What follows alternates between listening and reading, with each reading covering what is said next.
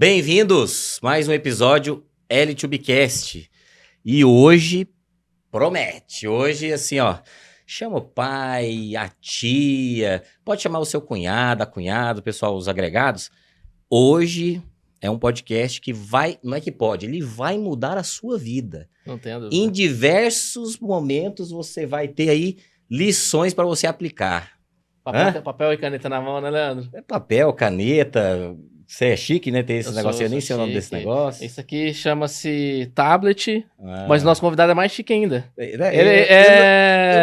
Ô, Leandro, hoje o nosso podcast tá mais capitalizado, né, cara? O que você achou? Tá mais internacionalizado, capitalizado. Aquela questão da energia, né? Da energia, tá vibrante, né? Energia, né? Tá. Dinheiro é energia, é vibração, né? E ele tá contemplando vários e diversos princípios, Eu né? gostei que você fez uma decoração diferente aqui, porque ele é um cara global. Ele é verdade. Produção, depois eu faço o Pix. Vamos lá, querido? Bora. Com vocês, né, assim, agora oficial, né? Shalom, Alejandro. Bem-vindo, Dove. Satisfação. Obrigado. Ao nosso L2Bcast. Obrigado, é um prazer estar com vocês aqui. A gente sempre tem muito a aprender também, né? Beleza, vai ser um... Aí vamos colocar aí uns minutos de aprendizados. Ô, Dove, o que a gente gosta aqui no nosso podcast? A gente brinca, né, como bons goianos, já meteu o pé na porta, né? Você é um cara que, não só nas redes sociais, mas há alguns anos eu já te conheço, você propõe aí uma visão diferente do mercado financeiro, né? De utilizar o dinheiro para não só multiplicar, né? Mas fazer aí o que a gente chama de 10 vezes mais, 100 vezes mais, né? Você tem os seus números. Se a gente tem alguns clientes, alguns ouvintes que são donos de empresa, o que essa pessoa hoje ela precisaria fazer para ela capitalizar melhor o seu negócio? Precisa analisar principalmente custo de capital, né? No Brasil, custo de capital é proibitivo.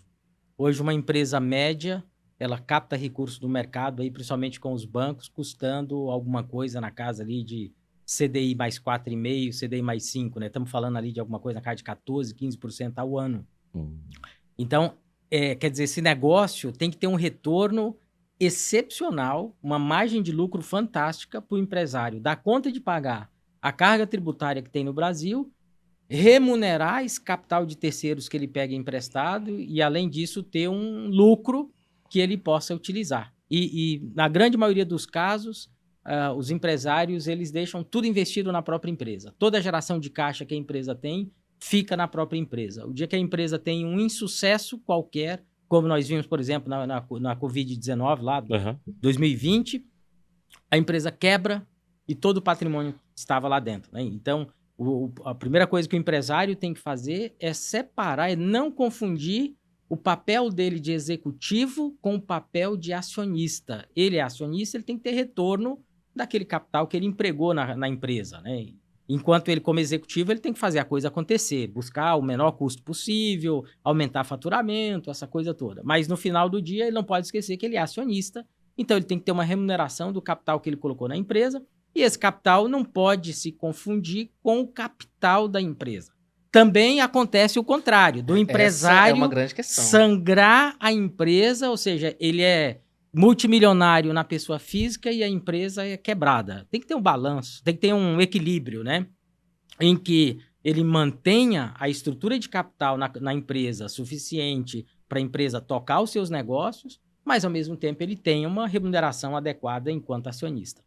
Esse seria, ainda bem que você falou, que eu pensei, nós temos um cliente do agro, exatamente essa questão. O Dove, um negócio, né, eu não vou falar porque é um pouco específico, se eu falar, o pessoal vai saber quem é. Não nos autorizou também. Mas ele tem um negócio de máquinas para o setor agro e um negócio assim, que poderia, como você diz, assim, ser 10 vezes mais. O que acontece? Ele tem, hoje, um problema financeiro altíssimo, não só dívidas. Conversando e a gente fazendo começando o trabalho, fazendo um diagnóstico, não nessa perspectiva financeira, né? Nós somos da área de pessoas, de performance de pessoas, mas aí a gente faz um diagnóstico e entende algumas coisas. Tem 4, 5 caminhonetes, pessoa física, então CPF, isso é verdade, 4, 5. Aí é Amarok, Hilux. Bom, mas você pode me perguntar, não, mas isso é de uso do serviço da empresa. Não. É pessoa física, para passear, inclusive dentro de cidades urbanas. Tá. E ele investiu em tecnologia para as máquinas? Não, há alguns anos. Investiu num processo de, possivelmente, capitalizar o dinheiro de uma maneira um pouco mais baixa? Não. Em processo? Não. Agora. Vai ter retorno, mas assim, agora que eles acordaram, só que tá com, literalmente, assim, o buraco tá muito fundo, Dove, porque a pessoa confunde o dinheiro que entra da empresa com o CPF. Ainda bem que você falou isso. E isso é tão comum, né? Pelo Sim. menos eu vi isso muito. 90% das empresas familiares são assim. Familiares. Inclusive grandes companhias, empresas que faturam 1,5 bi, 2 bi de reais, sempre há essa confusão. Essa agenda do acionista, ela é muito conflitante com a agenda do executivo. Então, quando você tem um acionista que é executivo ao mesmo tempo, são poucas empresas que o executivo se preocupa realmente em fortalecer a empresa, porque se a empresa ela está fortalecida do ponto de vista financeiro, o endividamento é um endividamento controlado, nada absurdo. E o que é endividamento controlado? Uma empresa que deva ali, no máximo, 2 vezes a geração anual de caixa dela. Se a empresa faz 50 milhões de caixa por ano, o limite é ela dever 100 milhões. Não importa que esse endividamento a empresa vai pagar em 4 anos, em 6 anos. Dívida é dívida, e dívida se paga com lucro, né? Sim. Então, tem que ter esse cuidado. E a grande maioria das empresas familiares, elas não têm essa preocupação. Qual é o meu nível de endividamento? Qual é o endividamento seguro que eu posso ir sem risco de comprometer a minha empresa depois? Perfeito. Eu tenho uma dúvida, o Dove. Pegando esse gancho, eu achei muito pertinente. Eu nunca parei para pensar sobre a visão do executivo e do acionista. E sendo a mesma pessoa, você tem que ter comportamentos diferentes, né? E aí a gente fica nítido que 95% verdadeiramente acaba não assumindo esse comportamento de forma equilibrada. Mas eu escuto muito, isso inclusive muitos clientes do agro, né? Que, por exemplo, você tem um Prolabore, ele tem uma retirada ali de 20 mil reais mês no Prolabore, só que além disso, todo mês ele vai lá e tira mais 150 mil de retirada, sem ser Prolabore, né? Aí tem que fazer todo abre aspas, as maracutaias da controladoria para justificar aquela retirada. Vamos falar as adequações. As adequações, muito bem. Essas adequações, essas retiradas, elas já seriam retiradas descontroladas? Não necessariamente. Tem que olhar de fato quanto é a geração de caixa. Por exemplo, eu atendo clientes, empresas familiares que são muito grandes, com faturamento superior a 1 bi de reais, que a retirada do acionista é limitada a 15% do lucro. Deu 100 milhões de lucro naquele ano, vai pagar no máximo 15%, Perfeito. 15 milhões para os acionistas. Perfeito. Justamente porque o retorno que ele tem na empresa, imagina uma empresa que entrega ali 15%, 20% de margem de lucro anual, o retorno na empresa é maior do que se ele pegar e manter esse capital na pessoa física, por exemplo, e ficar fazendo 1001 investimento que às vezes ele não tem foco, não é direcionado, e daqui a pouco ele perde esse capital. A gente já viu esse filme inúmeras vezes, né? Então, quando o acionista vai tomar a decisão de retirar aquele lucro, a primeira pergunta é: aonde eu vou colocar esse capital? Ele vai me dar um retorno que é maior que o retorno que eu tenho na empresa?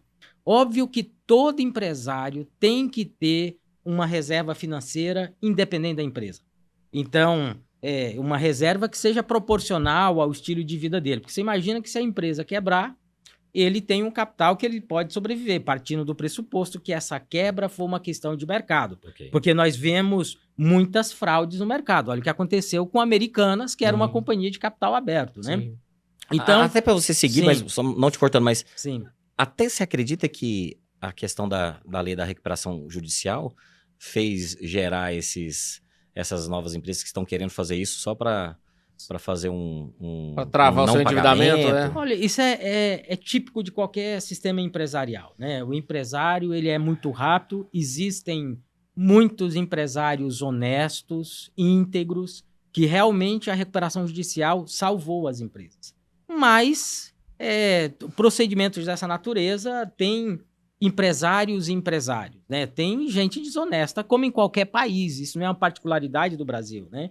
Então, a gente já viu vários casos de recuperações judiciais que depois o juiz determinou a transformação da recuperação judicial em falência porque ficou comprovado que havia fraude, etc, né?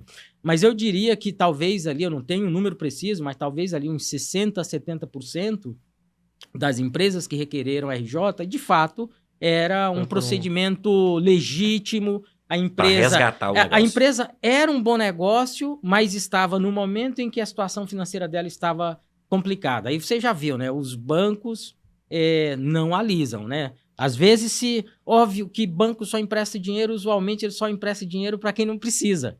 A empresa que está numa situação desafiadora do ponto de vista econômico-financeiro, os bancos vão ter alguma restrição de emprestar dinheiro. Então, usualmente, o que você vê é que no momento em que a empresa começa a atrasar os pagamentos de fornecedores, dos bancos, etc., o banco endurece com a empresa. E o banco, o fornecedor, e aí é um momento que o empresário tem que recorrer a esse remédio para recuperar a empresa. Como eu falei, às vezes é um bom negócio que está numa situação financeira ruim. Entendi. E a RJ é, sim, um instrumento legítimo de recuperação dessas empresas, né? Tem. Perfeito. Eu tive experiências, né, de uma que infelizmente não conseguiu voltar. Dissolveu mesmo.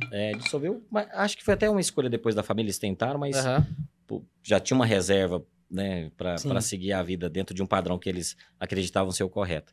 E teve outra que eu tive a oportunidade de entrar, que eles, olha, nos salvou. E eles fizeram uma negociação, aquela do Nordeste. Uhum. Eles fizeram uma negociação de X anos, né? Não vou falar porque também são vários, mas X, vamos colocar 20 anos dentro da negociação da RJ. Eles vão pagar em 10 e já, junto com o administrador judicial, voltar a operações que estavam sendo bloqueadas, né? Então, ou seja, de fato, resgatou. Agora é de curiosidade minha, mas tem a ver com dinheiro. O Fernando tem uma pergunta para você, mas futebol, você gosta, entende, assim, alguma coisa? É uma pergunta relacionada a financeiro, mas... Não, na verdade não. Eu acompanho por causa dos meus filhos, mas na prática eu não sou um torcedor, assim. Mas uma coisa que eu tenho curiosidade é essa tal SAF. Porque a recuperação judicial a gente tem muita familiaridade, porque nas empresas que a gente vai, alguma tem, alguma não tem, a outra está pensando em entrar no RJ. Agora no futebol, a SAF que está entrando aí para salvar os times de futebol... Eu queria entender um pouco. Mas é que a SAF, ela não é um instrumento de recuperação dos clubes, né? Ela é um instrumento de monetização. Porque os clubes são associações, então são associações sem fins lucrativos, né? E eles têm um passivo gigantesco com previdência social. Então, você imagina um clube de futebol que tem R$1 bilhão de dívida com previdência social, porque tem lá uma folha de pagamento, vamos dizer, de 50 milhões por mês, só de encargos de previdência social, na média, 28%. Então, ele paga o salário lá do jogador e não paga a previdência. Então, foi uma forma de monetizar, porque você pega, sei lá, um clube como o Flamengo, por exemplo, que tem, sei lá, a maior torcida do Brasil. Sim. Você imagina se o Flamengo lançar qualquer produto que cada torcedor compre, sei lá, um produto que custa R$5. Okay. Aquele torcedor que gosta muito, não vou dizer fanático, mas gosta muito, com certeza esse cara vai comprar esse produto. Sei lá, quantos milhões de torcedores tem do Flamengo, né? Então, cada um vai lá e compra R$5. Só que qual é o detalhe?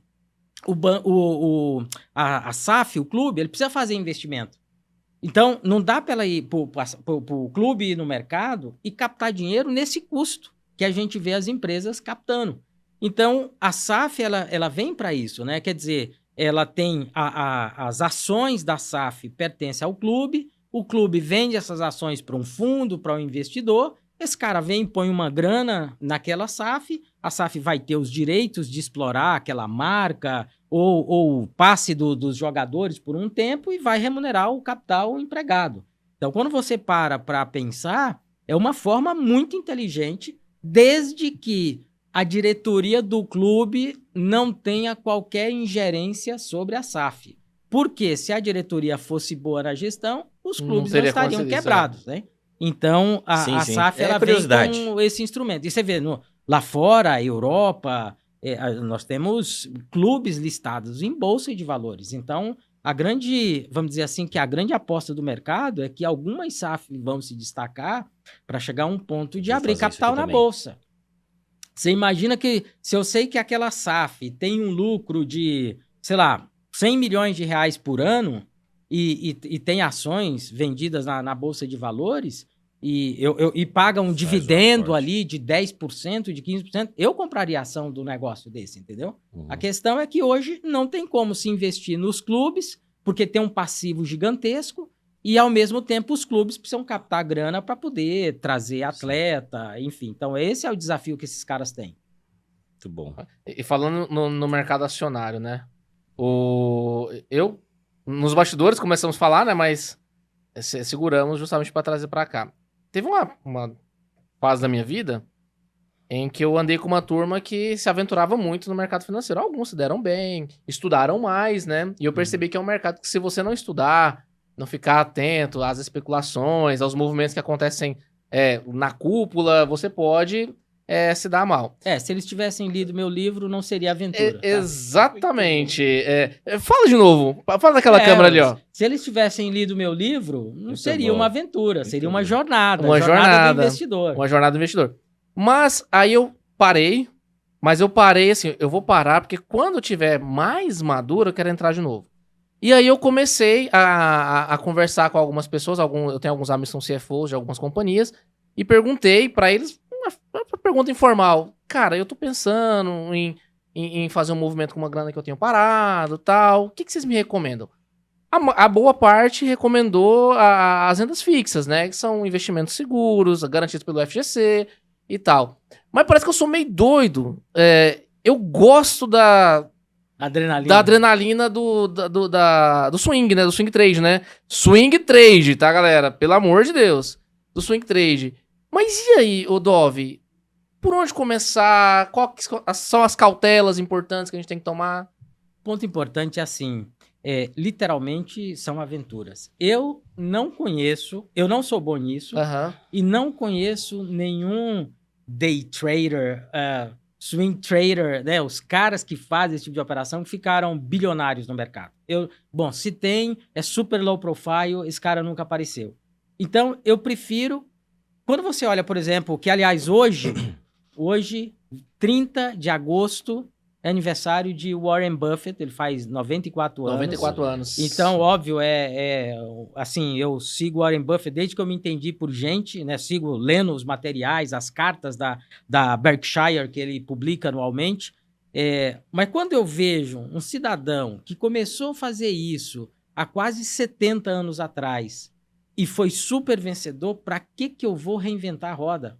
Né? Não só ele, Howard Marks e outros nos mercados que nós vemos aí, que são gestores de primeira linha, para que eu vou reinventar a roda? Então, se esses caras, que são extremamente inteligentes, não fizeram isso lá atrás, eu não tenho nenhum indicador que eu seja mais inteligente do que eles, ou que eu tenha mais informações de mercado do que eles. Então, por que comigo seria diferente, né? Então, para quem vai começar, o primeiro passo é assim: você tem filho? Então, já é um tratamento. Se é solteiro, é outro tratamento. O cara que é solteiro, a pessoa que é solteira, a mulher, o homem que é solteiro, primeira coisa, ele precisa ter reserva financeira. Não existe coisa pior no mundo do que a falta do dinheiro. E a melhor coisa desse mundo é você ter e não precisar dele. Uma das melhores, por favor, uma das melhores. Né? Então, o que acontece? Primeiro, a pessoa precisa construir essa reserva financeira, que eu costumo falar, que é, no mínimo, 6 vezes a sua remuneração hoje. Se você ganha 10, você tem que ter 60. Numa renda fixa, com liquidez quase que imediata, não precisa ser necessariamente Sim. diária, mas com uma Aham. liquidez quase imediata, porque se você tiver uma emergência, uma doença súbita que apareceu que o plano de saúde não vai cobrir, um acidente, enfim, você tem lá essa reserva que você pode recorrer. Então, no mínimo isso. Já tem isso construído? Tá. Então agora, meu planejamento por longo prazo. Quanto que eu preciso para eu viver bem? Uma cidade como Goiânia, uma cidade como São Paulo, obviamente, custos de vida são diferentes. Então, se eu estou numa cidade como Goiânia, Curitiba, que o custo de vida é mais barato, digamos assim, eu olho para mim e penso daqui 20 anos, daqui 30 anos, quanto que eu precisaria ter para eu viver confortavelmente, ajudando talvez o meu neto a pagar uma faculdade de medicina. Então, você chega no, sei lá, 50 mil reais por mês é o que você precisa. Considerando a taxa de juros hoje, isso significa que você precisaria ter, no mínimo, uns 6 milhões de reais no banco. Então, se eu tenho um horizonte de 30 anos, então tá, cara, eu tenho 30 anos para construir essa reserva de 6 milhões de reais. Aí eu faço a conta inversa. 6 milhões de reais por 360 meses, quanto é o valor que eu tenho que investir mensalmente? E aí, quando você começa a fazer essa conta, você vê que é muito fácil ser multimilionário, desde que você tenha a disciplina, a persistência para fazer um investimentozinho todo mês e nunca usar esse dinheiro para comprar supérfluo, né? Ou comprar coisa que vai perder valor. Por exemplo, vou trocar meu carro. Cara, você vai comprar um outro que vai perder valor, né? Então, o primeiro ponto é a reserva financeira. Agora, você tem filhos? Opa, então a coisa já é um pouco mais desafiadora. Além da reserva financeira, você precisa ter um seguro. Seja um seguro de vida, eu não estou falando de saúde. Saúde é mínimo, é básico, você tem que ter. Mas você precisa ter um seguro, porque quando eu faço esse planejamento, por exemplo, para os meus clientes, para os meus amigos, etc., o que eu faço? O cara tem 50 mil reais no banco. Só que ele fez essa conta dos 30 anos, tal, 20 anos, ele vai precisar construir em 20 anos 6 milhões de reais para ele poder ter uma renda futura quando for aposentar. Você imagina que hoje o teto do INSS é 7.500 e poucos reais. Então, você imagina você ter um padrão de vida hoje que você gasta 20 mil por mês e quando você tiver com a sua capacidade produtiva reduzida pela metade, lá com 60, 65 anos, você imagina você saber que agora você só vai poder contar com R$ 7.500 por mês. Remédio, plano de saúde, então você imagina, né? A população precisa acordar para isso.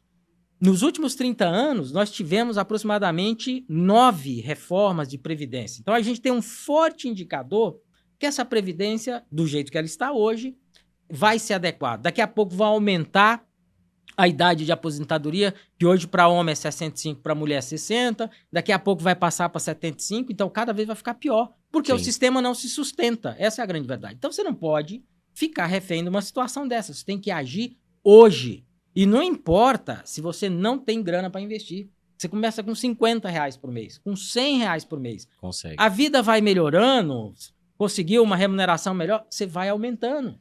Então quando você faz essa conta, você vê literalmente, em se tratando de dinheiro, tempo literalmente é dinheiro.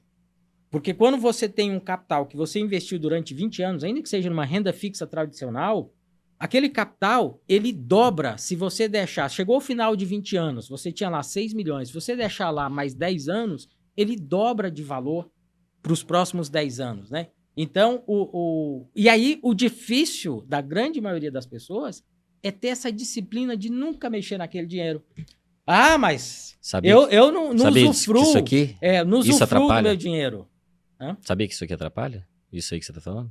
É trabalho? Atrapalha. Atrapalha, sim. Você vai aqui, ó. Eu tô falando isso em todos os sentidos do comportamento humano, principalmente financeiro, porque nós, aqui no Brasil, a gente não tem essa educação em outros países financeiras, né? Sim. Hoje, em algumas escolas, tem particulares. Mas quando você faz o processo de comparação, você falou do carro, mas não só o carro, mas, pô, o Fernando foi para uma praia que eu não fui, pô, eu quero ir também, né? O Fernando comprou uma camisa da Aramis, eu não tenho uma camisa da Aramis, por que não? Vou lá e compro. Então, assim, o processo comparativo reduz. Mas por fenômeno quê? da comparação, né? Porque é o imediatismo, né? Agora, só antes da gente continuar, Dove, o Dove é o seguinte, vou te explicar aqui. E por que que a gente começou dessa maneira? São 3 pilares, que aí depois ele explica, né? Então, eu comecei ali no pilar de gestão de empresas e negócios. Depois ele fala mais. Mas ele não pode falar tudo, né, gente? Se quiser, você que é empresário, vai contrata ele. Chama ele para tomar um café. Mas tem que agendar, porque ele não tá morando mais aqui, tá bom? Esse segundo pilar que o Fernando entrou, que a gente vai começar... vou ver se ele me dá uma consultoria aqui interna para mim, para alguns amigos, é o pilar de gestão financeira e patrimonial. Para a gente ir ali no último pilar, que é o que nós queremos ouvir muito, o Dov, que é o pilar da vida e conduta, né? Aí, Dov, né, trazendo os ensinamentos judaicos para nós. Mas ainda então desse pilar aqui, Dov, da gestão financeira. Você já deu algumas lições, e aí se a pessoa... né, depois a gente vai falar da nossa publicação, mas vamos colocar aqui em números. Ok, eu não tenho uma reserva financeira e nem tenho um salário muito alto. Ok, mesmo assim você já pode começar a investir. Não, mas eu recebi uma herança, eu ouvi o podcast do Dov e eu tenho um carro que vale X reais e eu vou vender esse carro, ou eu tenho um dinheiro parado em algum lugar, ou eu recebi uma herança, enfim. Vamos colocar um número aqui, 100 mil, 150 mil reais. 150 mil reais, ou 100 mil reais, não sei, você ajuda. Que fica ali na média, né? As pessoas que têm milhão, aqueles que não têm nada, mas vão pegar esse aí, que talvez tenham muitos aí nos assistindo. De 100 a 150 mil reais. E ele não precisa dessa renda, talvez esse ano, mas talvez no ano que vem ele precise de alguma coisa desse dinheiro. Uhum. Mas o que daria para essa pessoa fazer, Dov? Não conta tudo, tá? Se a pessoa quiser, ela te contrata. Mas sim, só pra pessoa fazer, gente, isso aí é um... Porque você acabou de falar pro Fernando que não, com 50 reais. Tá, mas e se eu tiver 100 mil reais? Se eu tiver 150 mil reais? Cara, então quer dizer que meu carro, ele não me traz uma renda? Não, vende esse carro seu, pra que você quer? Goiânia, né? Tem Uber, você vai demorar aí 5 minutos, 4 minutos? Usa o Uber, pega esses 150 mil que você tem aí do seu carro, faz isso virar $500 mil. E aí depois isso vira 1 milhão. Aí depois você compra um carro de 30, 40 mil. Mas o que você indica aí para uma pessoa que está te ouvindo aí? Que está nessa faixa aí de 100 a 150 mil, mesmo que ele não tenha no banco, mas eu consigo. 150 mil, Dov. Então, e agora? Dinheiro carimbado, ou seja, que tem prazo para você utilizar, você não pode correr risco. Zero. O risco tem que ser zero. Então, numa situação como essa, você tem que ir para a renda fixa tradicional. Assim, existem usualmente 3 perfis de investidores. Tem aquele que é conservador, é renda fixa tradicional, ele não tem aquela preocupação de ganhar 30% no mês, ele quer bater a inflação.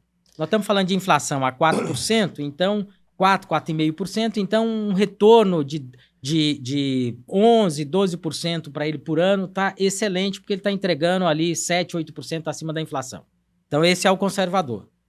Você tem um moderado, que ele tem ali 80% de conservador e 20% do arrojado. Então, uma carteira de renda fixa, que compra, às vezes, até um CDB de um banco pequeno, um banco que está pagando 130%, 150% do CDI, enquanto um bancão, Itaú, um Santander, um Safra, está pagando 95%, 100% do CDI, tem um banco aqui pagando 130%, não existe almoço grátis. O banco que paga mais tem mais risco. Então, eu limito o meu principal e o meu retorno futuro aos 250 mil do fundo garantidor de crédito, né?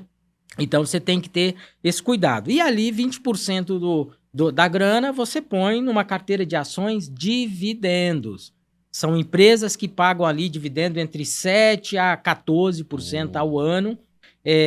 Então, você não vai comprar uma empresa que nunca paga dividendo, você nunca vai comprar uma empresa cíclica, que a gente chama, que são aquelas empresas que o business dela, o negócio delas, depende da atividade econômica. Por exemplo, desde 2020, quem é que está sofrendo no Brasil? Varejo. Então, você tem que ficar longe de empresa de varejo, é cíclico, né? Então, você for olhar a empresa tradicional, boas pagadoras de dividendos, Petrobras excepcionalmente de 2021 para cá, né? Então, antes eu tenho Petrobras há 33 anos, os melhores anos de minha vida com Petrobras foram os últimos 3 anos, né? Então, usualmente, utilidades públicas, né? Empresa de energia, seguradoras, os grandes bancos, são bancos que sempre têm um dividendo ali recorrente. Então, usualmente, essas empresas pagam um dividendo melhor. Então, na hora de alocar os 20% em ações, você não vai alocar em negócios que são realmente, ficam dependentes da taxa de juros, do consumo. Então, você fica longe disso. E tem aquele perfil que é do arrojado, que esse cara, usualmente, quase que 100% do dinheiro dele está alocado em ações, e enquanto talvez o moderado alocaria 1% em cripto, ele tem lá 10%, 15% alocado em cripto. Então, o risco dele é muito maior. Entendi. O retorno potencial também é maior, mas o risco dele é incomparavelmente maior. Então, você tem 2 estratégias de gestão de portfólio. Uma que a gente chama de capital preservation, que é literalmente preservação de capital. E tem uma outra que a gente chama de growth, que é crescimento, né? Então, eu não posso pegar uma estratégia de growth, de crescimento, e colocar para um cliente que tem 60 anos. Porque se vier uma crise gigantesca no mercado, talvez esse cara não tenha 20 anos para esperar e não vai poder usufruir daquele que ele construiu. Isso é muito né? sábio. Então, o financial advisor, o assessor de investimentos, ele tem que ter essa prudência, esse cuidado com o seu cliente de jamais alocar uma estratégia que não seja condizente com o perfil do cliente. Então, por exemplo, um caso desse que talvez você vá usar os 150 mil daqui a um ano, não pode correr risco com esse dinheiro. Você vai fazer uma renda fixa, você pôs 150, daqui 12 meses você vai ter 165, 170 ali, tranquilo, sem estresse, sem dor de cabeça, né? Agora, se for um recurso que você não vai precisar dele no médio prazo e não é a sua reserva a sua reserva financeira, a sua reserva de emergência, aí sim, você vai montar uma estratégia, vai comprar ali 4, 5 fundos de ações, coloca uns 80% lá e põe uns 5% em cripto. Agora saiu o ETF de Solana, também foi lançado no Brasil, Hashdex lançou também, então dá para você ter hoje uma estratégia de alocar 5% do seu dinheiro em cripto, mas que vai estar ali nas 3 principais criptos do mercado, né? Então dá para você fazer uma estratégia que 80% você põe em 3, 4 fundos de ações, especialmente que seja pelo menos 40% em dividendos, 40% em growth, em empresa de crescimento, uns 15% em fundos multimercados e 5% você põe em fundos de criptomoedas. Você fala do prazo 3, 5 anos? Eu acho que razoável ali, acima de 5 anos, né? Porque já tem uma renda maior. Porque às vezes, assim, o cara quer um retorno de 20% ao ano, mas ele não tem estômago para ver um portfólio cair 25% no ano, né? Assim, o meu perfil é arrojado, né? Hoje eu tenho 97% do meu dinheiro está em ações e cripto, né? Mas eu já vi meu portfólio cair 82%, Uau. por exemplo, em 2008. Né, no auge daquela crise financeira, e olha que não tinha cripto naquela época, né? Então eu vi, você sabe o que é você ver, da noite pro dia você ficou mais pobre, 82%, né? Então o que faz diferença numa situação como essa? Obviamente, você conhecer bem as empresas que você tem no portfólio, porque hoje eu não compraria ação de uma empresa que eu não tivesse a predisposição para carregar por 10 anos. Entendi. Então, esse é o meu horizonte. Tem uma empresa... Outra coisa que eu não compro ação em IPO. A empresa fez abertura de capital, né? Na hora da oferta, né? Na hora da oferta isso com pública. não vou falar... 2021, 90% dos IPOs de 2021, as ações caíram 80%, 70%. Acho que até a própria Uber, né? Ela teve O Uber, exatamente. Bilhões de entrada ali. Não, tem outra situação exatamente relacionada à IPO, de uma grande do agro, não é cliente nosso, mas é bem conhecido, e que eles fizeram o IPO, mas que quase que todo ano eles precisam fazer um aporte na empresa de milhões. Eu falei, mas eles fizeram o IPO, tem uma capilaridade aí no Brasil, né? Você sabe qual que é, depois eu te lembro. Só que todo ano eles estão precisando fazer aportes ali de alguns milhões para segurar o negócio. Uhum. Eu falo, então tem alguma coisa errada. Não sei os detalhes, né? Esse cara aí, Dove, sei que não é e você não vai levar esse cliente para esse lugar, mas aí tem um amigo dele, ou ele viu na internet, nossa, esse negócio aí de bolsa é muito arriscado, ou então nem vai te dar o lucro tão rápido, pega esse dinheiro seu e compra 2 apartamentos. Não, vai lá e entra num leilão de imóveis, você compra ali um mais barato depois e faz isso aí triplicar em 6 meses. E aí? Não é o que você faz, Sim, mas sim. como você é o cara Sim. do dinheiro mais sensato, A gente sim. vê muito isso. Mas é Vê muito. muito isso. Eu te falo que é muito porque aconteceu com... Tem um amigo que ele fez isso é verdade.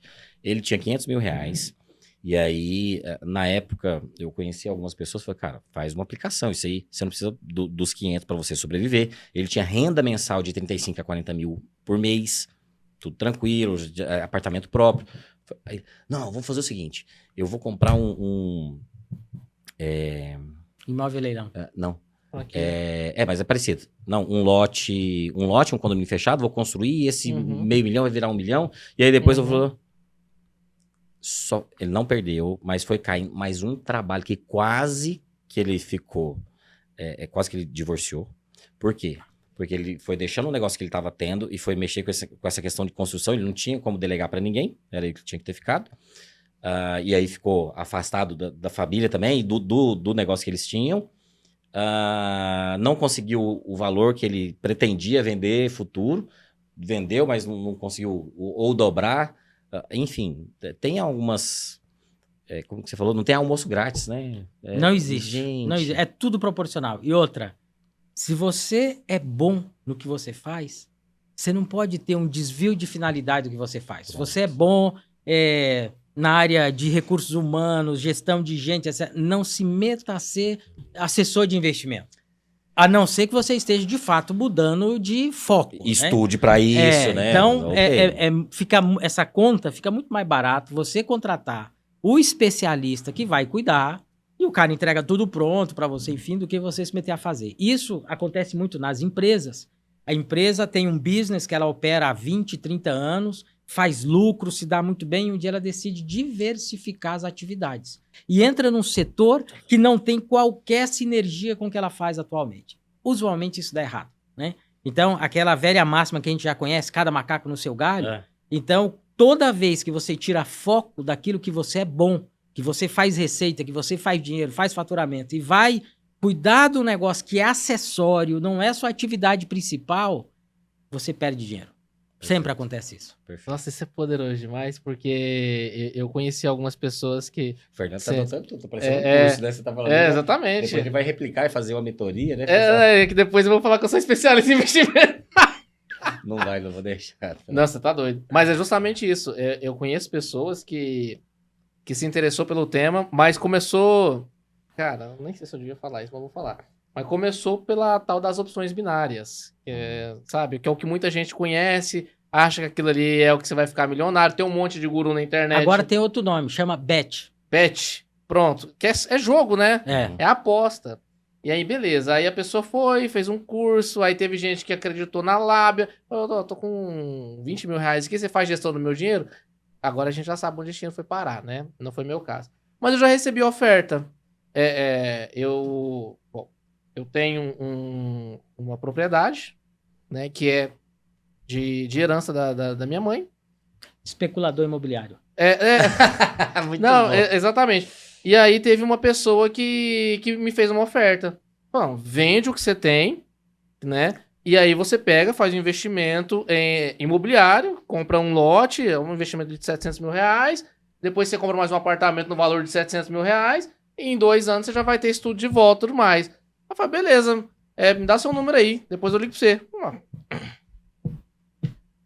Pra mim não existe também almoço de graça. Eu falei, cara, o negócio não é fácil assim. E eu aprendi uma coisa, dinheiro não leva desaforo pra casa. Nunca. Eu deixo lá essa propriedade que era da minha mãe, essa propriedade ela tem uma rentabilidade anual em detrimento da safra, eu sou arrendatário, as pessoas plantam, colhem lá, deu ruim na safra, a grana vai entrar na conta minha e do meu irmão. Especulador imobiliário e latifundiário. Entendeu? Então, assim, mas veja bem, uma vez a tia perguntou, né? se eu queria vender essa propriedade. Eu falei, tia, pra eu vender, eu teria que ter um investimento muito na agulha. Porque eu tenho até essa certa segurança. É algo que hoje não me atrapalha em nada. Bom, se eu precisar de alguma coisa imediata, eu posso recorrer à família, tá tudo bem, e posso depois compensar isso na produção. Mas às vezes eu penso, será que eu posso vender uma parte disso e fazer algum tipo de investimento? Mas só que eu não faço mais o que eu já fiz no passado. Claro que numa bagatela bem menor, né? Mas para eu entrar no investimento, eu gostaria de não dar um bote errado, né? Porque Sem auxílio, né? Sem auxílio. Sem auxílio. Talvez eu possa até procurar o escritório do Dove. Terra é uma estratégia de investimento. O que você não pode fazer, que a gente vê muito isso no agro, é às vezes o produtor rural, tudo que ele tem está em terra. Eu tenho um caso de um cliente, por exemplo, que ele foi comprando. Ele tinha mais de 23 mil hectares de terra, que vale algumas centenas de milhões de reais, mas não tinha liquidez. A mulher dele virou para ele e falou, agora nós vamos comer terra. Não tem liquidez. Então, o que adianta você ter um patrimônio gigante, Sim. mas você não tem liquidez? Então, não pode ser uma estratégia que 100% seja alocar em terra. Né? Mas é uma estratégia que talvez ali 20%, 25%, por exemplo, no portfólio do Talmud, que eu uso há 30 anos, investimento imobiliário é, na média, 1/3 do portfólio. Só que qual é a diferença? É que hoje a gente tem, especialmente nos Estados Unidos, a gente tem os fundos imobiliários. Então, eu consigo capturar uma boa parte da valorização da terra sem necessariamente ficar imobilizado. E é uma aplicação que eu vendo, eu resgato em 2 dias úteis. Né? Então, é uma estratégia de investimento. Mas o que acontece? Você tem terra, ela tem meio que um retorno perene, mesmo aquela terra que ela não é produtiva, mas está numa região bem localizada, de produção agrícola, etc., ela tem ali 4%, 5% de valorização todo ano, usualmente. Né? Então, se você parar para pensar, é difícil você perder dinheiro com terra. Qual é o cuidado que tem que ter? Não se meta a comprar o imóvel diretamente se você não é um especialista. Então, você vai para o fundo imobiliário, fica lá despreocupado. Se amanhã você precisar de liquidez, você vende e resgata o recurso que está no fundo imobiliário. Então, é uma estratégia vencedora. A gente viu o negócio de agro no Brasil nos últimos 10, 15 anos. As terras se valorizaram quase que exponencialmente, né? Sim. Mas, por outro lado, a gente viu vários produtores com oportunidades maravilhosas de fazer liquidez, vendendo 20%, 30% do que tinham, e decidiram não vender porque a terra ia continuar subindo. A soja estava R$160 e eles acharam que, pelo jeito, a terra ia continuar subindo, né? E o que a gente viu foi que o negócio se ajustou. O preço estava muito esticado, né? Mas tem uma demanda gigantesca ainda de alimentos e o Brasil é um dos principais produtores, né? Então, não tenha dúvida que, principalmente terra rural, terra agrícola, a tendência é continuar valorizando, mas é ali 4%, 5% ao ano. Quero pegar um gancho no que você falou e fazer uma contribuição e já fazer uma pergunta. Bom, hoje o mercado tá cheio de especialistas superficiais, né? Então, na hora que você levanta a bandeira que você tem alguma reserva, alguma coisa, você tem um potencial de investimento, opa, eu sou bom nisso aqui. E muitas vezes foi, falamos, acho que uma vez isso numa live, né? É o cara que quer te ensinar a ganhar 1 milhão andando de Celta. Nada contra o Celta, porque eu tive 2. Entende? Acho que o jogo não funciona assim. E aproveitando nesse tema de ser especialista, quando que começa essa jornada, o Dove? Porque, como que tudo começou e o que te inspirou a entrar no mercado de capital? E fala pra turma, o que é o mercado de capitais? Minha grande inspiração foi minha mamãe, Dona Sara. Eu ganhei um banco imobiliário quando eu tinha 8 anos. E apaixonei por aquele negócio. Eu só brincava, se eu fosse o banqueiro, se não deixar... E os meninos eram sempre maiores do que eu, mais velhos que eu. Se não deixasse eu ser o banqueiro, eu pegava meu tabuleiro e ia embora. Né? E aí eu fui entendendo que o grande problema... Por exemplo, às vezes eu tava ganhando lá de todo mundo, caía numa casa lá que eu tinha que pagar o imposto. E uma boa parte... E aí eu não tinha o dinheiro, não tinha liquidez, eu tinha que entregar as minhas casas para pagar o imposto. Ia perdendo. E aí eu entendi que... Se eu tivesse uma atividade que todo mundo precisasse de mim, eu nunca ia ter crise no meu negócio, no meu business. Então, primeiro eu entendi que Na hora de eu escolher as casinhas do tabuleiro que eu tinha que até na cobrar, Brigadeiro Faria Lima. às vezes a casa era mais cara, mas o aluguel era melhor. Então, comia mais do meu dinheiro, mas o retorno era melhor. Então, eu entendi. E aí, a maior parte dos meninos, às vezes, tinham lá muitas casas, às vezes só tinha 3, 4 casas, tinha um hotel e tal. Eu tinha menos imóveis com eles, mas eu ganhava mais dinheiro que eles. Aí eu entendi. Muito As bom. pessoas precisam de alguém para ensinar essa parte financeira, né?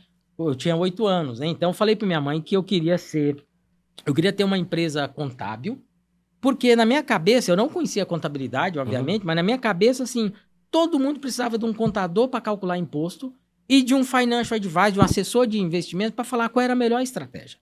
Né? E aí é um negócio que, de fato, tem uma bênção maravilhosa que se chama recorrência.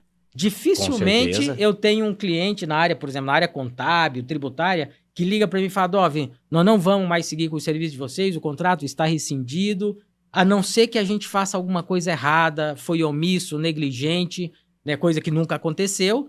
Porque a gente tem um time, no Brasil nós temos 203 profissionais, mas é um risco do negócio, né? Mas fora essa exceção, o máximo que acontece numa crise é o cliente ligar, Dov, eu pago 10, eu preciso reduzir para 5 porque a empresa está em crise. Isso já aconteceu com vários clientes, a gente continuou firme. A gente tem clientes que nós estamos juntos há 20 anos, 23 anos, Legal. E a gente já teve altos e baixos nessa relação. Aqui em Goiás, por exemplo, a gente tem um cliente na área tributária que é o Arroz Cristal, que é nosso cliente desde 2001. Né? Se o Walter da Madalena, o Marcelo, que são empresários absolutamente fora da curva, a gente está cuidando lá da empresa na parte tributária, na parte da auditoria, já há quase 23 anos com eles. Né? Então, a gente vê que, na prática, todo mundo precisa de um contador e de um assessor de investimentos. Qual é a melhor estratégia? Né? Uhum. E não é aquele contador, não é aquele tributarista que fica fazendo esquema, coisa errada. Eu sou ex-conselheiro do CARF, né, que é o... Esqueci o nome. Conselho Administrativo de Recursos Fiscais do Ministério da Fazenda. Então, eu fui conselheiro lá representando a Confederação Nacional, representando a Federação da Indústria de Mato Grosso do Sul. Hoje eu sou conselheiro tributário no CONTRIF, que é o Comitê Tributário da Confederação Nacional da Indústria, a CNI. Então, a gente traz estratégias tributárias que, de fato, ajudam as empresas a reduzir carga tributária do ponto de vista legal, sem qualquer ilegalidade, sem qualquer ilicitude. O cliente não pode ser surpreendido, a empresa ficou economizando durante 5 anos, 7 anos, vem a Receita Federal e faz uma autuação de milhões, cobra uma multa de 150%, porque o contribuinte, na verdade, estava sonegando o tributo. Né? Então, o ponto crítico é justamente esse. Eu tinha entendido que era isso. Todo mundo precisa de um contador e todo mundo precisa de um assessor de investimento. Então, eu vou me especializar nisso. E eu comecei realmente com contabilidade, meu primeiro trabalho como office boy, que nem existe mais essa função, deve ter outro nome. Meu primeiro emprego também foi office boy. Meu primeiro emprego foi office boy de um escritório de contabilidade. Um amigo meu falou para mim que tinha um escritório contratando e, assim, a primeira coisa, eu gosto muito da imaginação, a primeira coisa que eu imaginei é minha chance de ter minha empresa contábil. E fui trabalhar lá e realmente, assim, eu fiquei deslumbrado com o que eu via, né? Oportunidade. Quando você parar para pensar, empresa contábil, ela termina tendo um ecossistema dentro de casa. Tem lá 50 clientes, 80 clientes que o empresário confia no contador e no advogado. Então, você tem uma ferramenta fantástica na mão e tem essa bênção da recorrência. Todo mês, aquele honoráriozinho você recebe, entendeu? Esse é um negócio que aí sim dá para você tirar 100% do lucro. Por quê? Porque você não precisa de capital de giro num negócio de prestação de serviço. O escritório de advocacia, o dentista, o contador, né? Aí é diferente, né? Então eu comecei porque eu vi que todas as empresas precisassem. E o que era mais importante era o propósito. Eu vi que isso era uma forma de eu fazer dinheiro, de eu me tornar uma pessoa com um bom patrimônio, mas o que era mais importante era a minha contribuição como judeu de abençoar a humanidade, de abençoar as pessoas, ser bênção na vida delas. Porque Deus prometeu a Abraão que através de ti e da tua descendência as nações serão abençoadas. Então eu, como judeu, eu tenho que ir atrás de ser o melhor naquilo que eu faço. Mas não é aquele melhor como arrogante, como uma pessoa arrogante. Sim. Não. Me esforçar para ser o melhor, para eu trazer o melhor para os meus clientes, e para os meus funcionários, para os meus sócios, para as pessoas ao meu redor. Então, esse era o propósito. Falei, vou ganhar dinheiro, ainda vou abençoar as pessoas. Então, foi assim que começou. Já entra Bom no demais. vida e conduta, né? Exatamente. Ô, produção, põe lá pra nós ali, ver se dá certo. Ah, você tá rápido aí, já vi ali o gatilho. Aí você tem toda essa história sua e você decidiu colocar isso em um livro? Exatamente, exatamente. E o ponto importante, assim, obviamente que essa não é uma coisa que a gente fala de público, mas eu não fiz o livro e o conjunto de livros que virão para ganhar dinheiro. Ó. Já é poderoso, você viu? Não, só os símbolos do... Eu não preciso vender o livro, vender Sim. curso para ganhar dinheiro. O propósito é outro. Esse dinheiro, ele tem uma destinação específica. Tem uma instituição em São Paulo que eu ajudo, que eu sou apaixonado. Não, mas eu que tô falando é isso. O seu propósito, Sim. que eu entendi quando eu vi você fazendo a postagem sobre o livro, foi isso. Eu falei, gente, ele fez esse livro, foi pra nos ajudar. E na capa a gente já vê isso. Princípios judaicos para a prosperidade financeira. E aí você falou que vai ter os outros volumes, né? Sim. 18 passos para qualquer pessoa superar a escassez, criar uma reserva sólida e alcançar a liberdade financeira. Que é lá no começo da nossa entrevista que você falou assim, gente, o quão é difícil você precisar daquele dinheiro e não o ter. E o quão bom é ter aquele dinheiro e não precisar usar ele, né? Sim. É ser livre mesmo, Sim. né, Doc? Então, que inclusive nos salva disso, né? Exato. Da questão da comparação. Cara, Exato. eu tenho minha grana, eu vou se eu quiser, mas eu não quero, não vou. O propósito Mas esse do livro seu tá magnífico. O propósito do livro, primeiro, óbvio, abençoar as pessoas, né? Trazer o conhecimento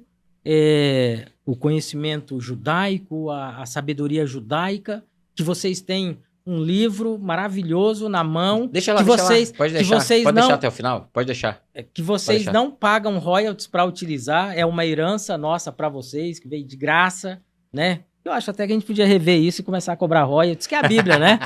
Não é verdade? Dizer, uma bênção verdade? para a humanidade fantástica. Não, você não perde a oportunidade, né? Que veio Ele não perde, quer fazer negócio com tudo. Que veio do povo judeu para qualquer cidadão, né? Independente se o credo dele é cristão, muçulmano, budista, é uma bênção fantástica.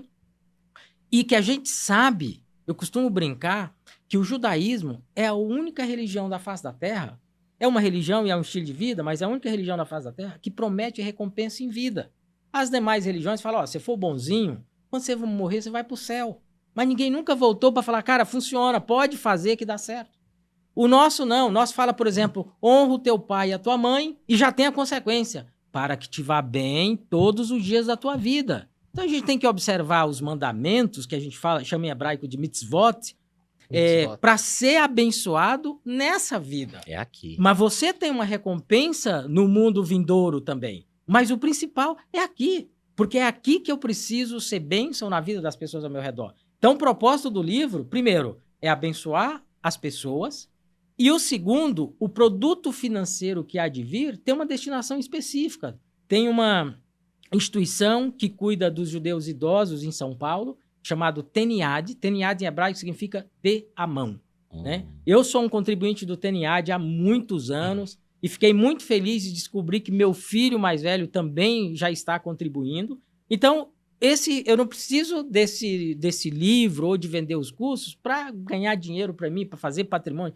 Eu já tenho um patrimônio que é muito maior do que algum dia eu imaginei. Então, isso é bênçãos do Eterno, que agora eu uso o fruto desse patrimônio para ajudar muitas instituições e pessoas, globalmente, não só no Brasil. Então, eu uso o rendimento mensal que eu tenho do meu patrimônio e eu faço as doações porque eu não preciso daquele dinheiro para viver, né? Vai ter muito comentário besta aí falando, certeza, então doa para mim, manda um pix para mim, né? Mas é normal, que a lição compartilhada... Mas não é sobre isso, né? A lição compartilhada esse dinheiro, ele é um meio, ele não é um fim. O meu patrimônio é um meio, não é um fim. Né? Então, esse é o propósito do livro. Eu estou trazendo 30 anos de experiência em gestão de portfólio, inclusive compartilhando experiências que deram errado para mim.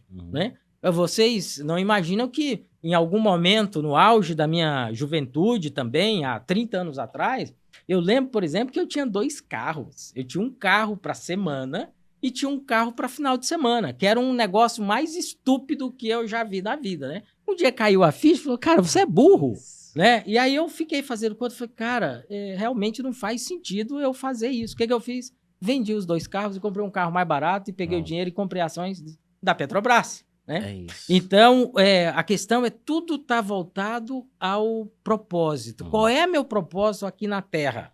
E isso já vai conduta, né? Isso já é uma conduta, Isso, aí né? tem princípios de conduta, né? É que às Não, vezes... mas eu tô falando porque Sim. você falou dos seus princípios, né? De Sim. vida e de conduta e nós somos cristãos, eu e o Fernando, e a gente acredita muito nessa questão da sabedoria, principalmente do que a gente vê ali na Bíblia, né? Sim. E quando a gente fala ali você faz as suas postagens e tudo, quando a gente fala de vida, né? Eu te conheço um pouco, mas para quem não te conhece, nessa perspectiva de vida, né? Você deve ter aí uns 44, 45 anos. Obrigado, obrigado. Mas quem é o Dove? Cara, eu tenho 52 anos, faço 52 anos em dezembro. Eu tenho alguns amigos que falam, cara, você é judeu, então não vai ter presente no Natal. Eu falei, negativo.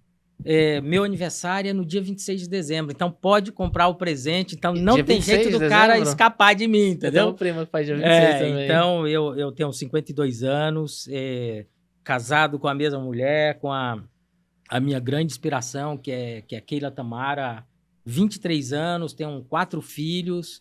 É muito comum a gente falar que tem 4 filhos. A primeira coisa que o pessoal pergunta é, já foi casado quantas vezes? Não, cara, 4 filhos com a mesma mulher, né? Que benção. E assim, realmente, família para mim tá acima de qualquer coisa. Então, é muito difícil, obviamente, você conciliar uma agenda que num dia você tá num lugar, num país, no outro dia você tá no outro. E há 30 anos minha vida é desse jeito, né? Eu divido meu tempo entre Brasil e principalmente Suíça, Estados Unidos, Europa, porque eu tenho a Zahavi Investments, que é uma companhia global de investimentos. Então, termina que eu viajo muito. E minha esposa tem um desafio adicional de tentar prover um pouco o fato de eu ficar longe. Né? Baruch Hashem, né? Graças a Deus, como a gente fala em hebraico, que a gente hoje tem internet, então videoconferência, eu consigo acompanhar o estudo da Torá com os meus filhos, tal, mas é sempre muito desafiador, não é a mesma coisa quando você está ali do lado, Sim. rezando junto, que aliás, rezar e orar é a única palavra em hebraico, lerit palel é o mesmo verbo, então quando a gente falar rezar é o mesmo sentido do orar, tá? Porque no Brasil reza tem uma conotação um pouco católico, Sim. né? O Mas, rezar é ler, o orar é do coração, né? Mas é a mesma coisa, é o mesmo significado, né? Então, uma pessoa simples, eu tenho então uma empresa que a Gênesis, que atua nessa parte de terceirização de processo de negócio. Então, tudo que é back-office nas empresas, a gente faz a terceirização. Contabilidade, tributário, folha de pagamento, financeiro, tecnologia, tudo isso a gente terceiriza. E tem uma outra empresa, tem uma Gênesis no Brasil, que é uma assessoria de investimentos, e tem a Zahavi Investments, que é a gestora global, né? Então, no final, a premissa meu business é cuidar do sócio, do acionista da empresa. Perfeito. Eu ajudo a empresa a crescer, mas quando ela tem um evento de liquidez, eu pego aquele dinheiro para fazer a gestão. Então, é um negócio que tem total cross-selling, né? Total sinergia um com o outro, né? Então, em resumo, um cara simples, adoro comida simples, não tenho nada de sofisticação. Obviamente, a gente gosta do que é bom, do que é confortável, mas eu não queimo o meu patrimônio para comprar luxo só para mostrar para os meus amigos, né? Esse é um princípio de vida que eu aprendi com meu pai e eu costumo até brincar, né, que o pessoal, principalmente de determinadas regiões, acham que eu venho de uma família de banqueiros, né? E essa história se espalhou e eu nunca desmenti, mas um dia um banqueiro em São Paulo me perguntou, cara, me conta um pouco da história da sua família, você é banqueiro? Eu falei, cara, eu tava contando a história, os caras não deixaram eu terminar e ficou por isso mesmo, mas na verdade eu sou banqueiro porque o meu primeiro trabalho como banqueiro foi a banquinha, 3 banquinhas que meu pai tinha no mercado municipal lá em Araguaína, né? Então foi lá que eu aprendi a fazer negócio, né? Montar derivativo, não deixou entendeu? de fazer a negociação banqueiro, que o banco né? faz. Mas os caras não deixaram eu terminar de explicar, ficou Muito como bom, banqueiro, né? Muito bom. O Dr. Pimpolho, que é aquele personagem da rádio, ele Da fala, Jovem Pan, da Jovem Pan, né? Que ele contrata o rapaz. Não, Dr. Pimpolho, pode contratar o pai, ele é um promotor. Não, pode trazer. Fala, e aí, queria falar com seu pai, combinar uns negócios. Seu pai não é promotor? Ele é promotor, dava um. É a mesma coisa. Boa. Ô, Dove, ótimo, essa é a vida, né? E aí, lógico, nós não vamos falar nem de todos os princípios, nem dos 18 passos, mas nessa questão da conduta, né? Até pra gente entender, e quem não tem a curiosidade, eu já ouvi falar, pô, judeu, né? Tem algumas pessoas que não se interessam, mas o que é que dá pra você falar ou explicar para algumas pessoas, assim, algumas condutas que vocês aprendem? Uma curiosidade minha, Sim. até antes disso, você é judeu de onde? Pergunto por quê? Eu Sim. atendo um grupo, isso eu até posso falar, é a Brasil Agro, Sim. são 2 judeus, eles Eli são Hor. irmãos da É um dos Argentina. acionistas, É? né? O Eli Hor, que é de Alepo, na Síria. E a sua família veio de onde? Família, Judeu de... minha família paterna vem de Alepo, na Síria. O que aconteceu, na verdade? A origem da minha família vem de Espanha e Portugal, mas em 1492 os judeus foram expulsos pelos reis católicos. Então, minha família sai da Espanha, vai para Portugal. 4 anos depois, rei Dom Manuel I queria, de olho no trono espanhol, queria casar com Fernanda, que era a filha dos reis católicos, e os reis condicionaram que, para ele se casar, ele tinha que expulsar os judeus de lá também. Então, nesse momento, minha família deixa Portugal, dia 6 de dezembro de 1496, e vai para Amsterdã, na Holanda.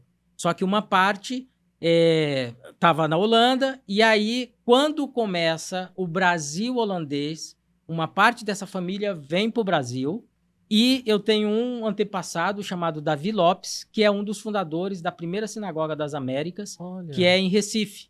E aí, em 1654, a Holanda perde a guerra para Portugal, e uma parte desses judeus de Recife retornam para Amsterdã. Um pequeno grupo vai parar em Nova York, e uma grande maioria que não tinham posse, não tinha recurso para voltar para Amsterdã, se refugia no sertão do Seridó, na região de Pernambuco, Rio Grande do Norte, aquela região lá.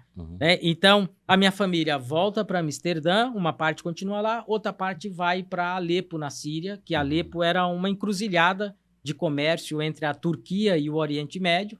Né? Então minha família se fixa lá. Então, do lado do meu pai vem de Alepo, na Síria, e do lado da minha mãe vem de Amsterdã, na Holanda. Então, mas mesmo assim nós somos chamados de judeus sefaradim, que são judeus que têm origem na Península Ibérica.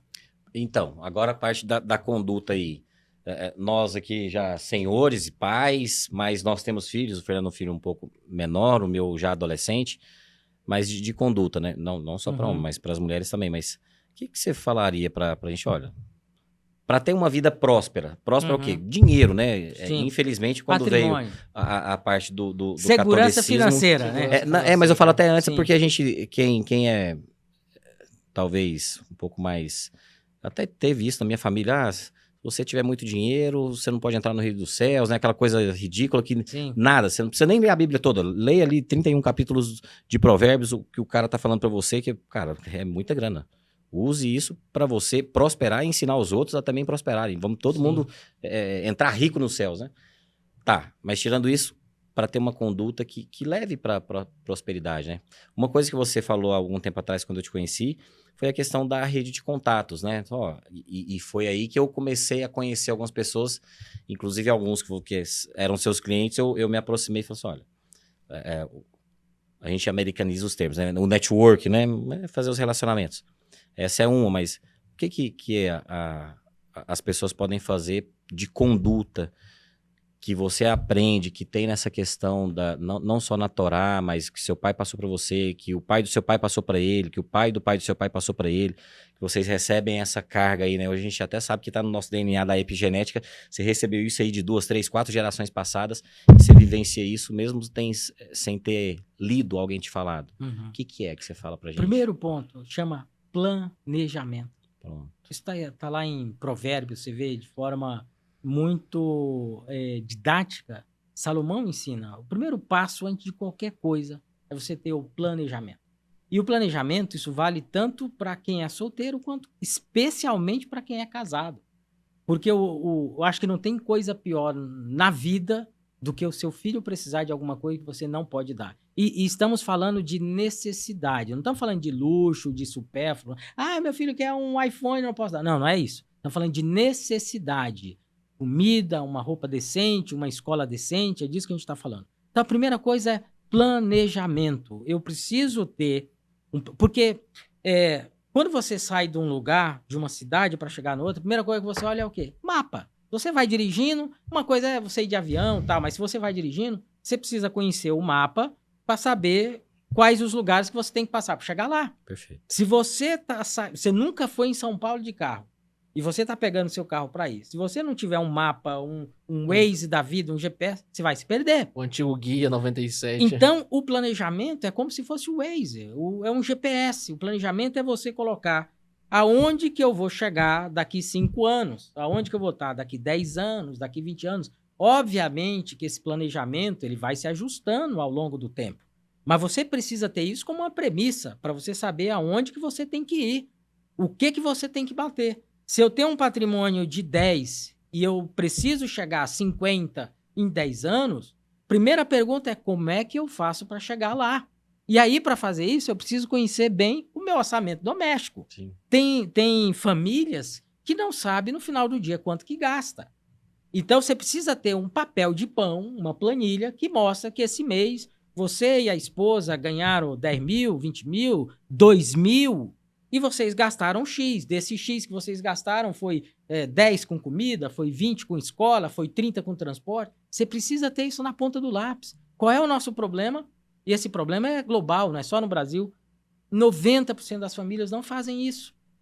É a mesma coisa, na hora de comprar um apartamento, às vezes você tem lá o seu apartamento quitado, um apartamento às vezes pequeno, aí você olha assim, pô, eu tenho 40 anos, já estava na hora de eu ir para um apartamento melhor. Tá. Não, você não está pensando com a cabeça, você não está pensando com o seu bolso, você está pensando com o coração, emoção, né? tá olhando para o lado, meu cunhado comprou, Isso. meu O irmão fenômeno da comprou, comparação. isso é um desastre no orçamento das famílias. Então é assim, e o meu apartamento está quitado, então eu vou fazer conta. Se fosse para eu trocar esse apartamento, quanto de recurso eu precisaria? Mas aí eu faço um financiamento. Tudo bem, calcula quanto você vai pagar de juros. Isso vale para qualquer bem, carro, apartamento, etc.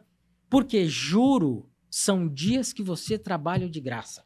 Se você ganha 10 por ano e você pagou 2 de juros, significa que 20% dos dias trabalhados você trabalhou de graça. Para quê? Para antecipar um conforto que você gostaria de ter. Ou para satisfazer o seu ego, né?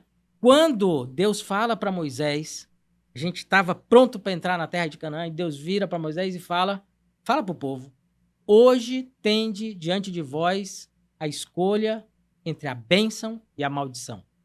E, obviamente, quando a gente pensa em maldição, a gente só pensa em coisa ruim, né? Coisa muito ruim. Mas, na verdade, às vezes tem decisão financeira estúpida que a gente faz na vida que é como se fosse uma maldição. Então, quando você olha lá, se você substituir pela palavra ego, hoje o seu ego tem diante de você escolher entre a bênção e a maldição. Qual vai prevalecer? Óbvio que o ego vai olhar a aparência, o luxo. Eu tenho um luxo? Claro que sim.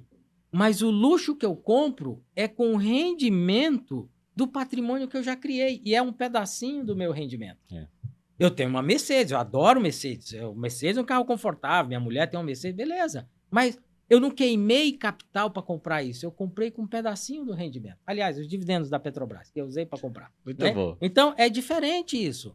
Agora, não pode... Então, se eu não tenho esse ponto de partida, que é o planejamento, é a mesma coisa se sua esposa virar para você e falar, tô achando que o nosso filho, o ano que vem, ele vai querer fazer medicina e ele tá com dificuldade. E aí, no ano seguinte, o garoto não passa na federal. E um curso de medicina hoje custa, por baixo, uns 2 milhões de reais, do momento zero até a formação, residência, né? Até a residência. Imagina que você não tem esse dinheiro. Mas, cara, você teve... No dia que a patroa chegou e falou, tô grávida, era o momento de você começar a investir. Eu vivi essa experiência com meu filho, mas ele não escolheu medicina. Quando minha mulher falou, tô grávida, tinha um mês que ela estava grávida. Eu já tinha patrimônio.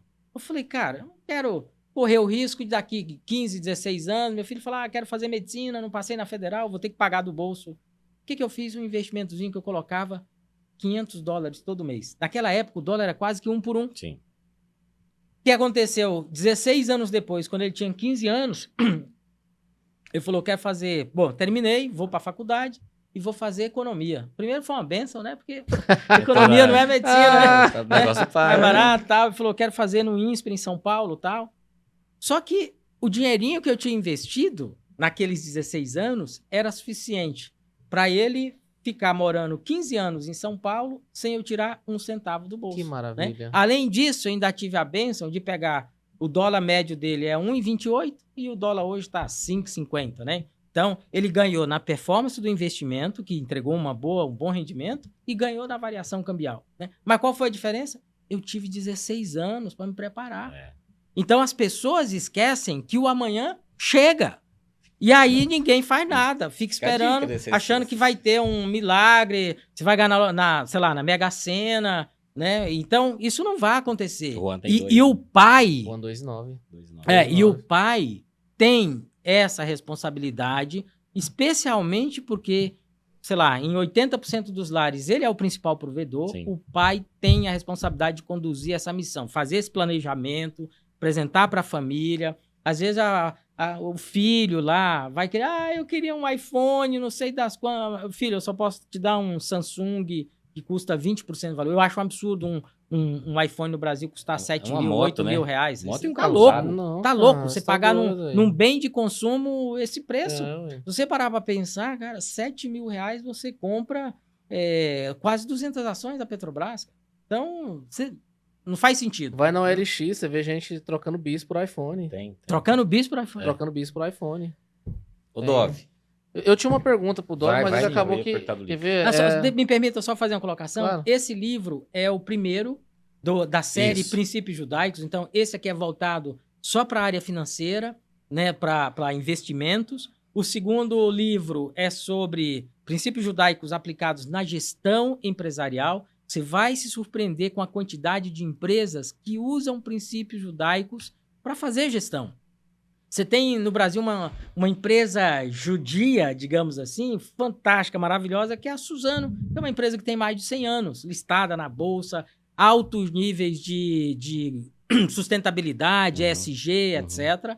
Né? E o terceiro pilar são princípios judaicos aplicados na vida pessoal e conduta, né? Que é onde a gente compartilha.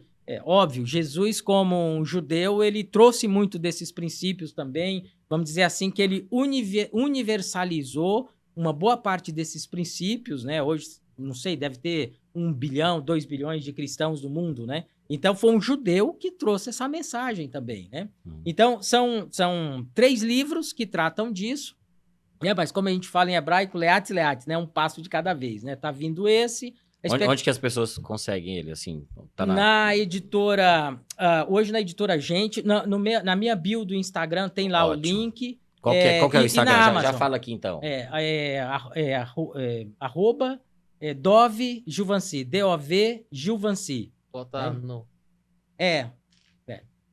E o prefácio, eu tive a bênção de ter o prefácio nesse livro do meu amigo e cliente, Janguier Diniz. Janguier é meu cliente há 16 anos. Vai fazer 17 anos agora em outubro. Então, eu tive a honra de tê-lo prefaciando esse livro.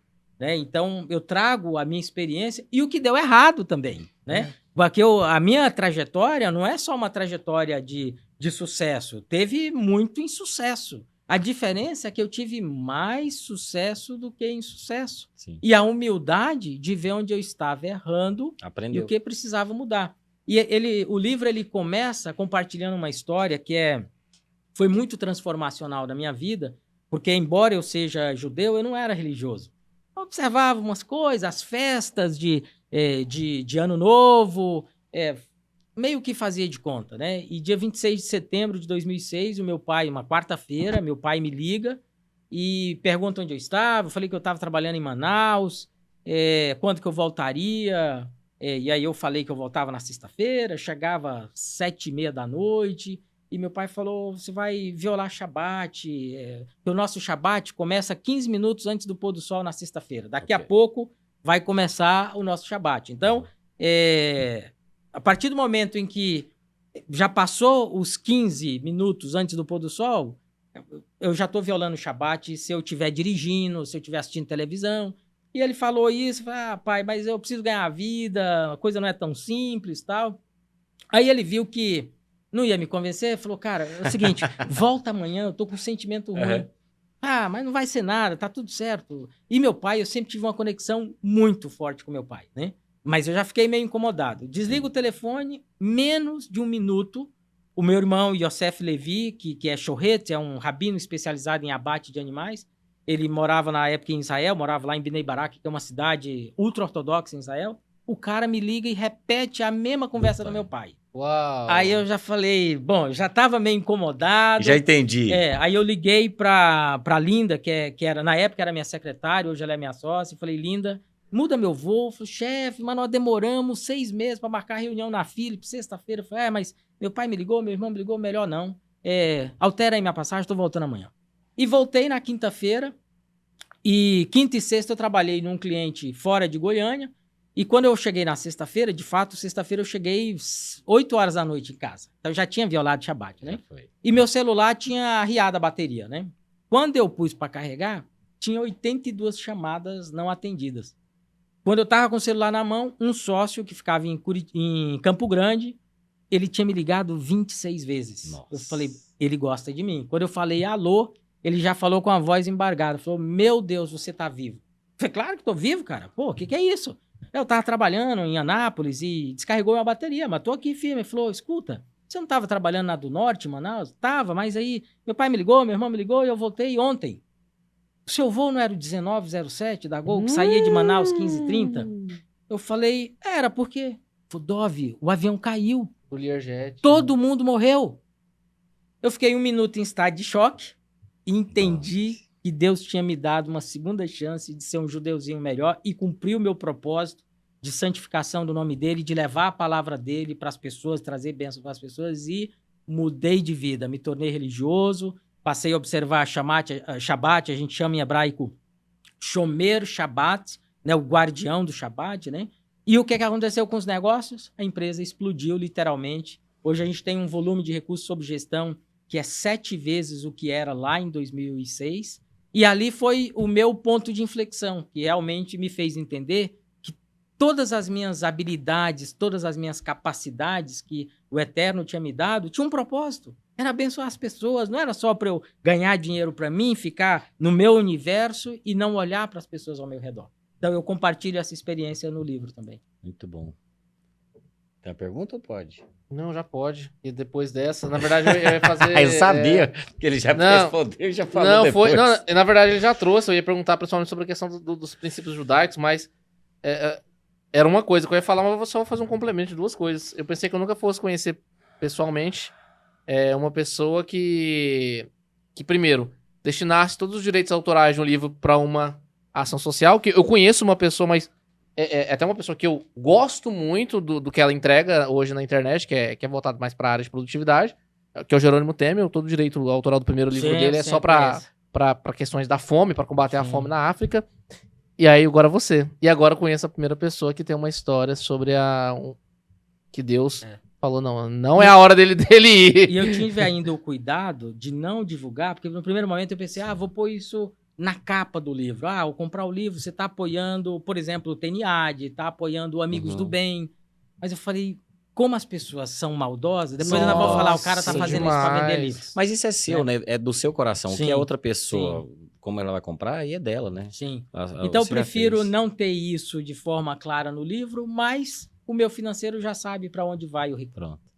Dove, essa câmera aqui, por gentileza... De novo, as redes sociais sua, e lógico, da Gênesis, né? Que não são apenas os clientes goianos, né? Mas temos aí... Nacional hoje. Nacional.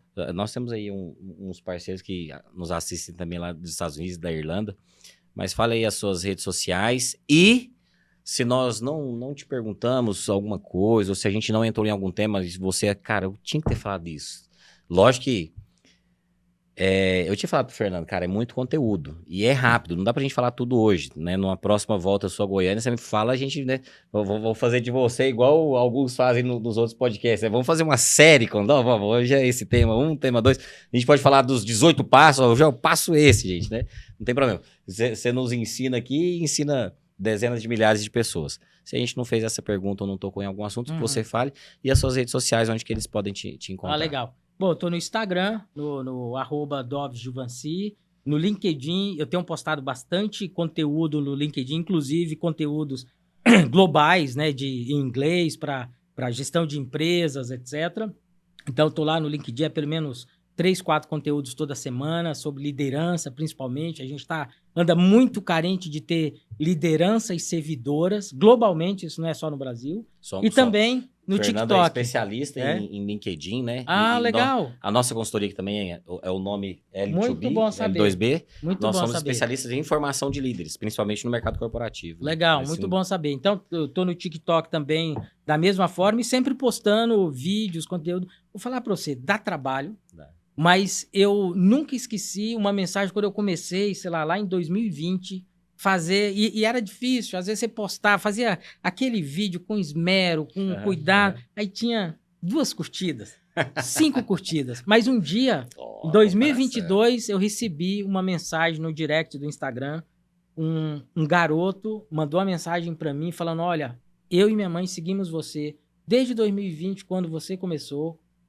E eu queria que você soubesse que a gente seguiu o seu conselho. Minha mãe é uma empregada doméstica e a gente conseguiu fazer a nossa reserva financeira e já temos, inclusive, ações da Petrobras compradas. A gente tem uma conta no Banco Inter e tal. Eu falei, cara, só essa mensagem desse garoto já teria valido todo o esforço que eu fiz, né? E a mensagem que eu deixo para vocês é assim... essa eu acho que é a mais importante, é o propósito da minha vida, é trazer essa informação para impactar o maior número possível de pessoas. Tudo que você precisa está na Torá, está na Bíblia. E mesmo que você seja budista ou qualquer outra religião que não usa a Bíblia, leia a Bíblia por curiosidade, especialmente os livros de sabedoria, Eclesiastes, Provérbios, Salmos e uma bomba que eu vou deixar aqui para vocês, e eu vou começar a compartilhar isso nas próximas semanas nas minhas redes sociais também, assim, a Bíblia judaica, que tem uma diferença, por exemplo, o Antigo Testamento, em tese, ele é a Bíblia judaica, só que tem muitos erros de tradução, que quando você pega uma Bíblia cristã, pega uma passagem e compara com a Bíblia judaica, uma versão em português, tem diferença de tradução. Né? Porque a tradução original, a primeira tradução em português da Bíblia cristã, foi feita por um padre, João Ferreira de Almeida, que depois, inclusive, se rebelou contra a própria Igreja Católica. Né? Então, tem diferenças de tradução, mesmo essas na linguagem de hoje, linguagem atualizada. Então, a mensagem é: leia a Bíblia, o que você precisa está lá. Provérbios, Eclesiastes, Deuteronômio, os princípios que estão lá são princípios universais, que se aplicam para qualquer pessoa. Então, o fato de eu ser judeu e você ser cristão, nós servimos o mesmo Deus, vamos dizer assim que o Todo-Poderoso é absolutamente um, a diferença é que para nós não existe trindade, mas... para os cristãos, foi uma forma de chegarem no Todo-Poderoso, o único Deus, né? Então, a lição é: tudo que você precisa está lá. Sobre gestão de empresa, está lá. Sobre investimentos, está lá. Sobre família, como cuidar da família, também está lá, né? Então, a lição é que está tudo lá. E não é à toa que quando Deus entregou essa palavra, né, para Moisés no Monte Sinai, se fosse só para entregar as tábuas da lei, Moisés não precisaria ter ficado 40 dias lá. Então, nós judeus acreditamos, e esse é o nosso credo, que Deus entregou para ele a palavra escrita e foi interpretar, foi ensinar para ele cada versículo daquilo lá. Então, por isso que ele ficou 40 dias lá. E nessa Bíblia, nessa palavra, existem mensagens cifradas, existe um código da Bíblia. E a partir da semana que vem eu começo a postar nas redes sociais versículos de Salmos que quando você lê, vou dar um exemplo, agradecer a Deus, por exemplo, quando eu falo eu agradeço, eu falo, vem da palavra modim. Quando você soma as letras em hebraicos, dá o número 100. O que isso significa? Que que você tem que ser grato a Deus com 100% do seu ser, 100% do seu corpo, da sua vida e em 100% das situações, mesmo aquelas situações que você olha e fala, que tragédia, que desgraça que se abateu. Não, Deus é o Deus que cria o bem e é o Deus que permite aquilo que nós achamos que é o mal. Deus permite com que haja situações que façam que nós passemos de nível. Nós vamos para o próximo nível. Mas, às vezes, na nossa cegueira espiritual, naquele momento que a gente olha, a gente não consegue entender. Mas a gente não pode esquecer que nós somos filhos. E ele é pai. Um pai jamais permite acontecer alguma coisa com seu filho que não seja para o seu próprio bem. Então, essa é a mensagem. Muito bom. Eu te avisei, né? Massa, né? Obrigado, Dov. Imagina, cara. Muito legal. Obrigado, um Pera, vamos fazer um ritual. Ah, tá. Só que aí tá. Nos encontramos no final. Ah, beleza. Pessoal, obrigado. Foi só o primeiro da série. Nós vamos fazer Dov. a série. Vamos fazer. Não dava, cara. É muita coisa. A gente buscou aqui, eu falei, cara, não dá nem pra fazer pergunta, porque ele tem muito conteúdo. Agradecemos aí a sua participação até agora. Mas, né, siga o canal aqui, a gente vai ter já 3 seguidores, né? Vou olhar depois se vocês estão seguindo a gente. Já tá na dá ponta o da like. língua, tem que estar 1.593 agora, Ah, porque a gente tá gravando esse episódio com 1.590 inscritos. Pronto. Tem que ter 1.593. crescendo. Tá crescendo. Tem presente, Valeu. Leandro, pro convidado, Leandro? Esta caneca maravilhosa, né? Amarela, legal. cor da energia, do sol. Você já é Do uma pessoa ouro. do ouro. Ele Você é bom. muito rápido. Ele é muito Você é muito rápido. Eu ia Ele falar é que muito vai rápido. atrair mais prosperidade, mais dinheiro. É a cor do ouro. Beleza? Onde que a turma te Leandro. encontra, lindão? Leandro.vsantos. Vai lá no Instagram. @Fala Barreto lá no Instagram. E o nosso podcast é aqui, né? No YouTube, né? Foco primeiro no YouTube, viu? L2Bcast, L2Bcast. Um abraço. Fiquem bem. Até mais. Valeu, galera. Até logo.